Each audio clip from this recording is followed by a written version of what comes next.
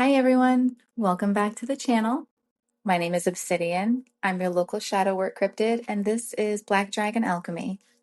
I created this corner cave on YouTube so that we can dive into the unknown, dance in the void of our subconscious, and initiate our souls into alchemizing our own rebirth through conscious healing. I wanted to continue on from our last reading.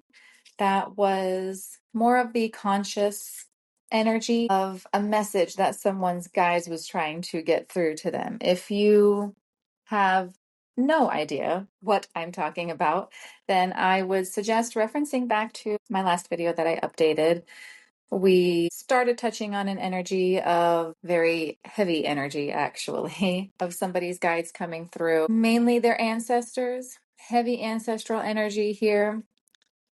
Whoever this message is for has extreme divine guidance. And for some reason, who I'm talking to is probably someone that feels extremely closed off and extremely isolated and lost and alone. But that couldn't be more untrue. You are actually very divinely guided, very divinely protected, and you have the power of 1,000 ancestors walking behind you. So if you would like, I would suggest checking out the last reading so that you can kind of catch up on where we are, because I'm just going to go ahead and dive into this shadow energy. So we will begin with a higher heart activation that is being triggered by this ancestral karmic healing of a lineage type of energy. By releasing this ancestral karma, you are dropping the shields of your higher heart. Now, if you are unfamiliar with the higher heart.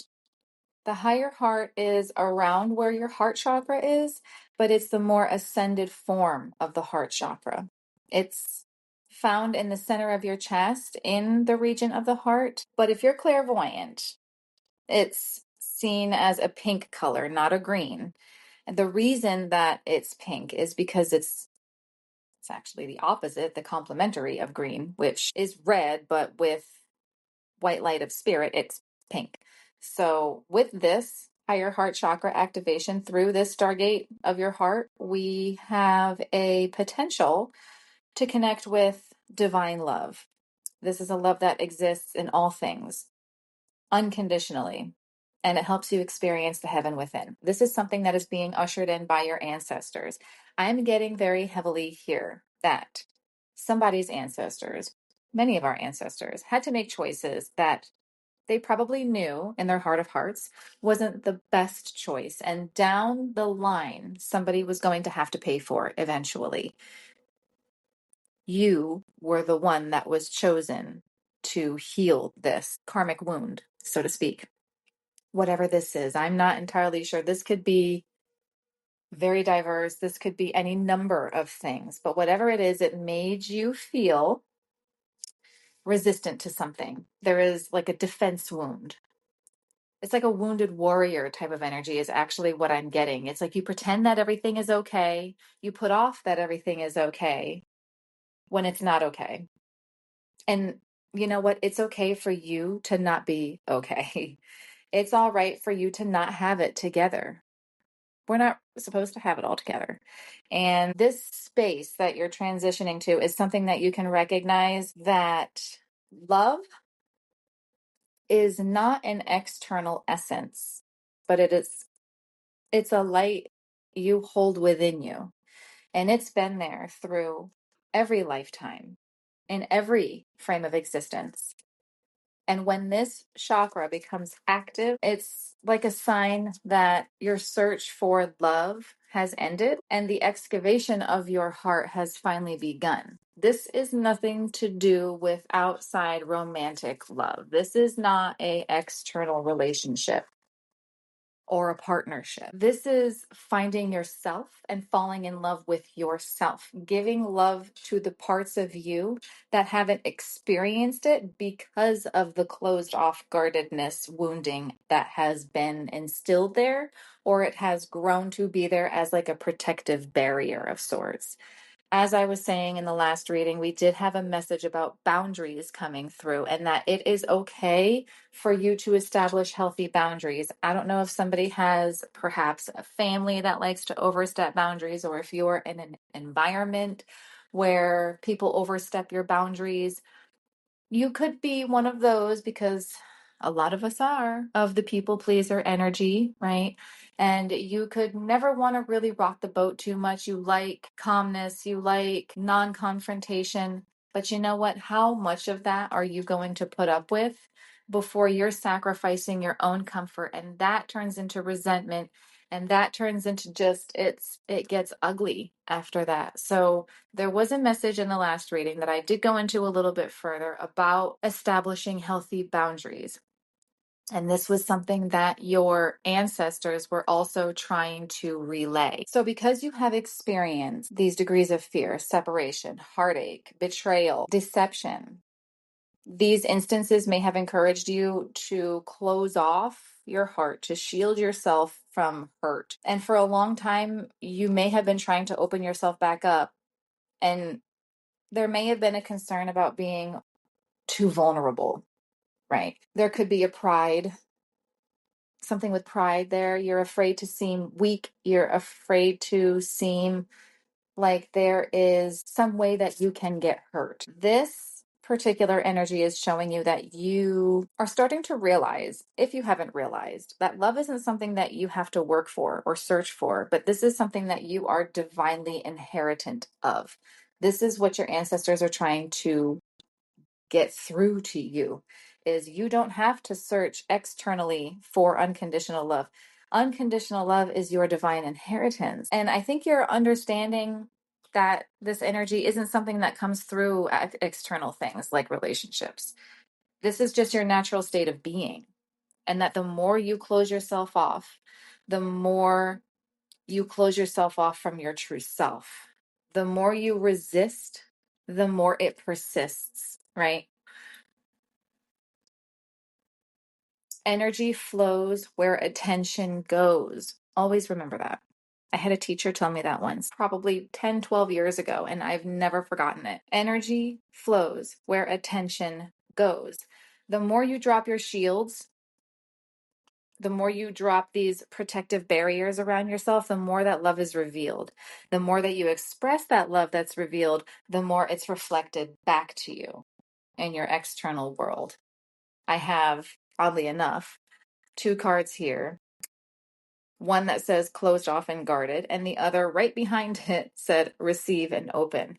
So you're being guided to open up. It's okay to share your wounds. It's not okay to constantly live out of them and almost spite the world because of them, and not give other instances and environments and people and opportunities that might just be for your greater good. This could be brought into your life for a higher reason, but you could instantly shut it out solely based off of these defense wounds that you have. And there's a pride to not show that, this wounded warrior energy.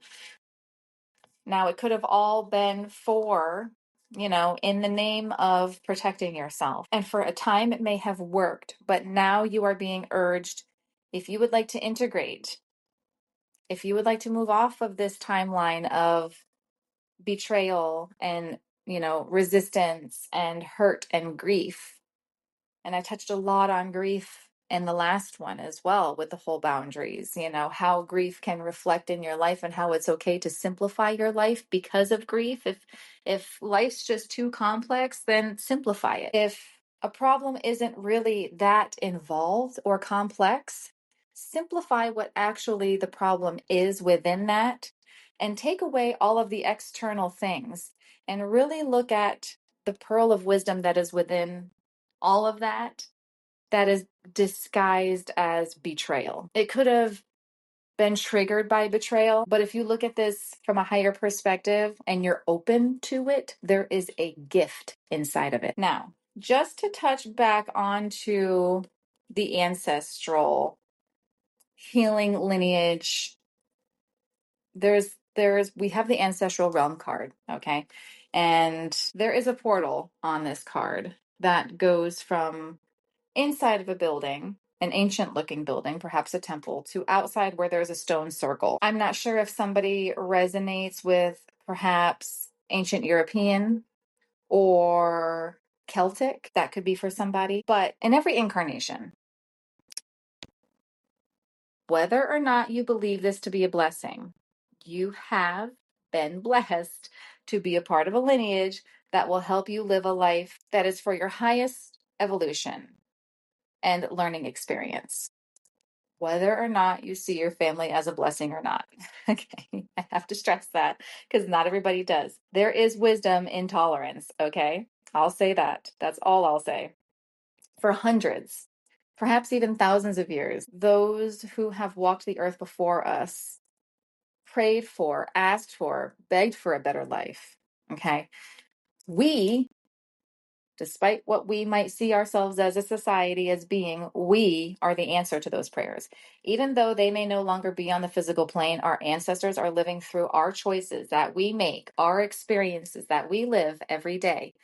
None of them had it perfect. None of our ancestors had it perfect at all. They were human. They made human choices. They messed up. Okay, they may have had mistaken views. They got lied to, betrayed, and had veils put over their vision just like we do. Many of their intentions were honorable. Many of them probably were not. All of this information, whatever it is held within the ancestral lineage, as are many beliefs, ideas, limitations, things that are outdated, fear-based, maybe even harmful or detrimental to yourself or your line. But all of these karmic energies, they can hold us back. But when someone incarnates, such as yourself, such as most light workers here, if that's what you would like to subscribe to, calling them as light, however you want to resonate to the light worker term, when someone decides to incarnate and walk that spiritual path, whether or not you're realizing it, your life becomes an answer to their prayers, your ancestors' prayers. Your life is an answer to a great ancestral call, whether or not you want to believe it. I know our lives here on earth, they're third dimensional. None of it really looks magical, but the beauty is in the unseen. It's what's on the inside, your inner earth. I touched on that in the last reading too. Your own underworld. What is in there? What can you integrate? That is actually reality. I always say the farther fetched something seems, or the crazier something sounds, the more truth it's probably holding. And that goes the same for what's inside you. Your ancestors are asking you to initiate healing on all levels, and they're there for you. They're supporting you. They're guiding you. This is very particular to the family line, but it does reflect, as within, so without, to the collective. When I was meditating on this, I got an image of a old oak tree, and all I kept hearing was, "You are the golden leaf." Now, this oak tree that I was seeing was your average looking oak tree. It was older looking, it was enormous, and all of the leaves were green, except it had this one, well, it was probably yellow, but like it was describing it as the golden leaf. And the reason why it was describing it as the golden leaf is this one leaf has alchemized its colors. It's alchemized everything that it's made of. It looks different than the others, and it will fall off the tree before the others will. It will separate from the rest of the line and choose a different path before the other ones will. This could be, you are the change of seasons that the lineage asked for. Leaves typically change when the seasons change. So you were the first one. A season is approaching. You are experiencing it, and you are the first one to alchemize everything that has been long held in your line, everything that has been believed or traditionally based or thought or survival too. Most of our ancestors faced great famine, and they had to move out of their home countries and to foreign places. And a lot of them were in very unfortunate situations where they were trapped, they were owned, they were starved, they were pushed out of their own communities and excommunicated, exiled. There was all of these very damning things that happened to our ancestors, and they prayed for a time when this wouldn't happen anymore. And a lot of them lost their children, but somehow you are here walking this path, making these choices that they wished they could have made. So there may be some ideas or some beliefs in your family that you might not subscribe to. You may find them too limiting or negative, but know that they don't have to be your truth. Okay. Right now, you have the opportunity to go beyond all of the challenging energies of your lineage. And if you are in a particularly challenging time, or if you're facing energies that are too harsh or even overwhelming and debilitating to you, understand that the energy of your ancestors is with you now. Okay. They experienced hardship and they are using unconditional love and support to help be here and hold a sacred space, to help you feel safe so that you can rest, you can integrate, you can transmute. All your ancestors are surrounding you right now. All of your guides, all your higher self is integrating, and everything, everyone, they are all here to seek forgiveness. All of your ancestors are here to seek forgiveness for any harmful decisions that were made without their full awareness, or for any negative impacts or effects that they're having on you now. Or likewise, if you have found that a particular family member has been difficult, or a group in your family has been difficult, or a relationship that's been negatively impacted because of situations or thoughts or ideas or patterns that stem from your past, know that a great cleansing is taking place at this time. When I started doing this reading, a lot of rain started happening when I was channeling these messages last night. So I thought that was a very funny thing to come through as well, that this is a great cleansing taking place. The solution, the antiseptic to this wound, if you will, is forgiveness. This isn't about accepting what happened as fine or tolerable or it's okay, but you realize that the energies of the past no longer govern your present. It's about choosing to create your own happiness, live from your own heart, live with unconditional love. Forgive if for nothing else but for yourself too. Keep your boundaries strong, but be open to carving out a new path, because your fate, your life path is unfolding before you, no matter how gray or rocky or challenging territory that you're having to traverse right now. However challenging all of this seems, understand you're going through a great karmic cleansing, a great ancestral karmic release. We cannot shift into higher timelines, into higher versions of ourselves. We cannot merge our divine masculine and our divine feminine, these parts inside of us, these energies that are inside of us. We cannot become whole and unify the whole unless we go through these karmic challenges and understand not even the details as to why they happened. You know, if you're a type A personality, such as myself, and you want to go down the whole, as far as your lineage can take you, as far as history and records can take you, if you want to actually see where your family came from, what they went through, you can do that. Of course, you can do that. You have free will. You can do anything. You don't have to, because ultimately the details don't matter. And I know I'm no astrologer. I know there's a lot of things that you can look at in your chart. I know there's different houses and there's different planetary aspects you can look at that can signify what you might be going through as far as ancestral karma, as far as your home space. If you would like to do that as well, feel free. I am no astrologer. I cannot advise on that. I think it's very interesting. So any astrologers, you might want to chime in. Go right ahead. Channeling is my realm, not so much astrology, unfortunately. But it was written in the stars for you to come here, to partake in this, to be that golden leaf, so to say. This is a great change of events for you. You are actually close to some kind of karmic completion. There was an initiation that happened of sorts.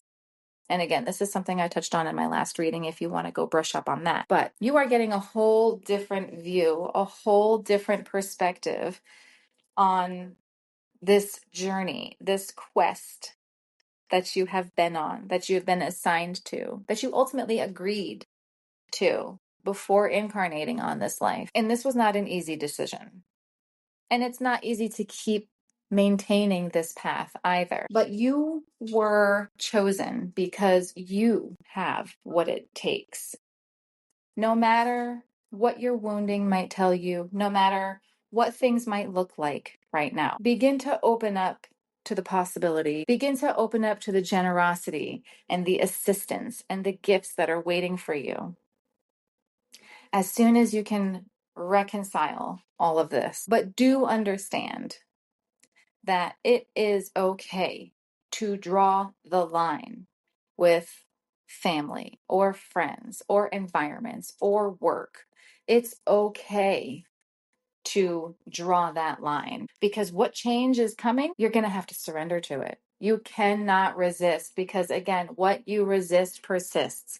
It's going to keep showing up, but it's going to keep showing up in a different way. Now, I do have the void card here, and oddly enough, it is number 1. So for being a dark moon energy, for being a void energy and it being number 1, this is like signifying a new beginning for me. A good affirmation for this is that I freely release what I no longer need. Now is your time to rest and reset. Again, about drawing those boundaries, you have to sometimes force yourself and almost force others to respect your boundaries. Sometimes you have to teach people how to respect you, okay? And this is one of those instances because who you were no longer fits the person that you're becoming. This is a clean slate energy. This is dark moon energy is just as powerful as full moon energy. It's just in its own way. It looks scary. It looks like a place of the unknown and the unseen, and but it's a state of everything and nothing at the same time. This is like that liminal space that you can go in to prepare or rest before moving on to a different point of life, point of existence. There's a restful kind of quality to this energy. Don't resist letting something go. Do not cling on to old patterns, old belief systems, these things that are not serving you in a positive way. Let them go. This is your sign to let that go. Often, it's a fear or a pattern that was created to protect you in some sort of way. Again, going back to that wounded warrior energy. But this is now outdated, but you're still carrying it and acting as if it exists and applies, but it doesn't. This moon, the dark moon, is very powerful, but it's also incredibly gentle in how it helps you unravel what actually is. Get very clear about your transformation and what you want, and it will give you what you require in real time, in real terms. This is the perfect time to release those old karmic ties. Cut the cords of relationships and traumas that don't deserve any more of your time or your energy or your presence. And when you can do that, sorry about any noise in the background. My cat is deciding she wants to take all of her toys out and throw them everywhere. If you can get underneath and behind, I want to say, of all of that darkness, of all of that trauma, and you can really get to even below the foundation of that, so you can alchemize it. Wisdom. Use your knowledge and experience to make wise choices. Use those experiences. I'm getting like touchstone kind of energy. It's something that brings you back to a time where you remember what happened, why it happened, and how you felt, but you no longer feel that way. You see things from a higher perspective. This is why it's also very important, as I stressed before, to keep your body healthy, to keep it rested, to nourish it with good foods, because it knows what to do. It knows what it needs to keep it alive and to move without thinking parasympathetic system. Your body knows what it needs to do. Your intuition works the same way. This allows you to get answers or receive information without conscious thinking. It's those feelings, those hunches of information, right? We all know our intuition and we know what it feels like, and we know what happens when we ignore it, right? Some people believe that this intuitive wisdom that you receive is from the gods. It's from the divine. It's the very spark of the divine voice that is left within us. It's your higher self connection. It's communication between you and higher realms. There is some sort of gathering of knowledge and experience, and there is discernment in this knowledge and experience. Now, to go through all of this and to filter through all of this dark shadow energy, it takes time to get this wisdom. And because it takes time, a lot of us get impatient with it and we fail to have interest in it, or we don't see immediate results in our external environment. So we immediately assume that what we're doing isn't enough. So you might cut corners, or you may not see the bigger picture or the role that you take in your own decision making. This is about accountability too. Be patient with yourself. These things change first energetically and in the quantum field, and then it reflects in our actual physical reality. So the main message here is to surrender. That's really all that you can do. Ultimately, the advice, okay, so what do I do with all of this information? You surrender to it. That doesn't mean you give up. It means that you let go of what you no longer need. Stop being so stubborn. Stop holding on to things and aspects and behaviors and patterns that don't align with who you are now, who you're turning into. You're making yourself struggle. Surrendering is a positive thing. It's not negative. A lot of people think that, oh, I just gave up. No, you didn't give up. It's you saying to the divine, okay, it's time for me to hand this over. This is no longer in my control. Control is a aspect of the ego. And the whole point of this is to not silence the ego, because the ego is a part of our identity that was put there by evolution for a reason. It's to keep us alive. But because we live in a time and a speed that we do, we live in a very high paced environment most of the time. Everything is immediate. This is an instant gratification sort of world that we live in. Unfortunately, and you get wired for stress, get wired for fast paced environments, and that triggers anxiety. So, for those that I'm speaking to, my highly independent people out there who are used to doing things all by yourself, all on your own, it's okay for you to admit that you need help, or that you need assistance, or that something is too challenging for you to take on by yourself. And with this letting go, with this type of surrender, this can also expose, again, vulnerabilities within yourself. This is a learning opportunity for you to understand why things are so hard for you to let go. Why is this so hard for me to let go of? What am I hanging on to? What is a circumstance I have put on this situation that I have deemed unable to let go of something because without my control, it is impossible or it's unfathomable? That's what you have to dive in and ask yourself. That's what you can actually learn. That's what the shadow teaches us, is when you have no choice but to surrender and to let go, what is left after that? What are you feeling after that letting go? And you'll know when you really let something go. Sometimes you'll tell yourself time and time and time again, I'm done. I'm letting this go. I'm over this. I'm done. No more. I'm done with this. And you might say that to yourself 24 times before you actually feel you are done with this. You are handing it over. This is no longer in my control. And there's nothing in my immediate power that I can do about this. So what do you do with it?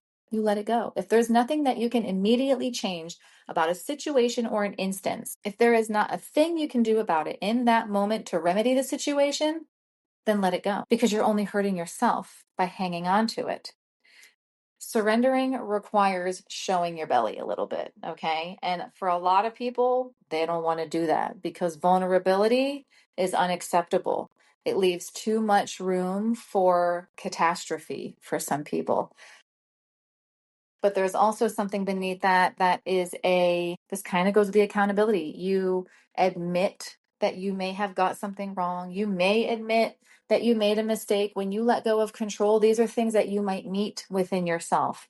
You made a mistake. You had a bad habit. You may have gotten a idea wrong, or you may have surrounded yourself with people that weren't best for you.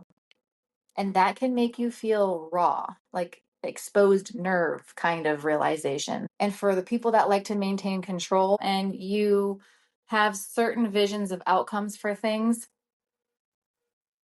this can make you feel very raw. But remember, when you're in that dark moon energy, this casts a very protective shadow that allows you to be as wide open as you need to be to do that inner work. So don't be afraid of the change. Don't resist what is trying to come in to your life. Familiarize yourself with the resistance. Understand what is overt and covert resistance. Covert resistance occurs when we say we really want to do or complete something, but you feel resistance to do it. It's a sneaky kind of resistance. It's like procrastination, writer's block, or, if you're an artist and you experience that staring at a blank canvas and but you don't know, right? When you want to do something, but you get distracted and you don't do it, it's like a paralysis of sorts. You can't seem to engage enough with it. That's covert resistance. And when you want to get rid of a bad habit or an addiction or an old pattern, again, going back to that dark moon energy, and you feel resistance to do that, that also is covert resistance. Now, there is another type of resistance, overt resistance. And this happens when external obstacles continuously get put in your way or they're blocking you.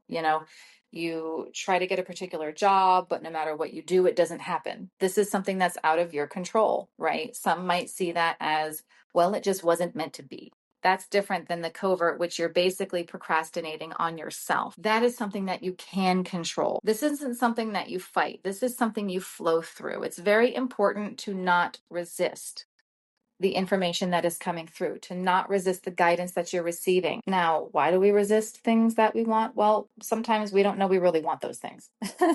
Sometimes we're scared or uneasy about what might happen if you're successful. Oh, well, what will people think? What will my family think? What will my friends think? This is why it's very important to move in silence. So that just isn't even a thing. So you can focus on what you need to focus on.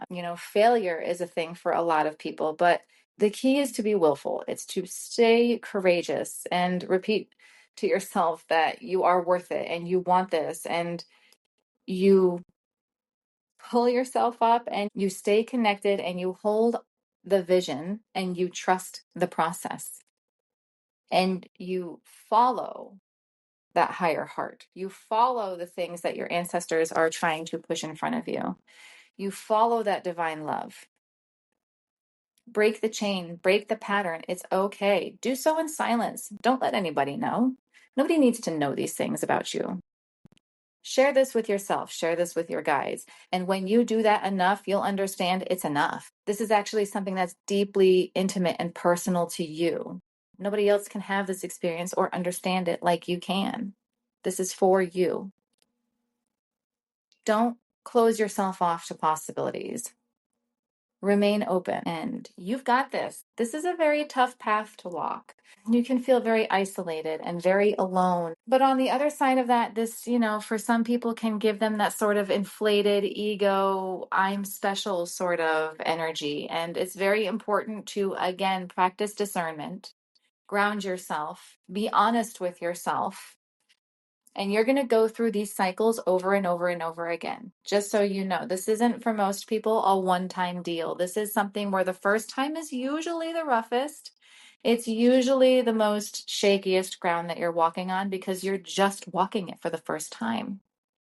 But the more that you do it, the more you familiarize yourself with the paths of your subconscious, with how your subconscious communicates with you, and how your guides, your ancestors, these external and higher forces are communicating with you. And you start to understand the patterns, the synchronicities, the divine connection, and the conversation that's going on back and forth between you and your higher self.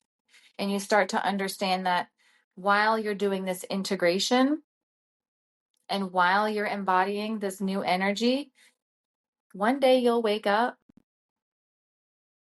and your whole life will probably just feel different. It will feel different before it looks different. So don't doubt yourself, please. And you are not alone.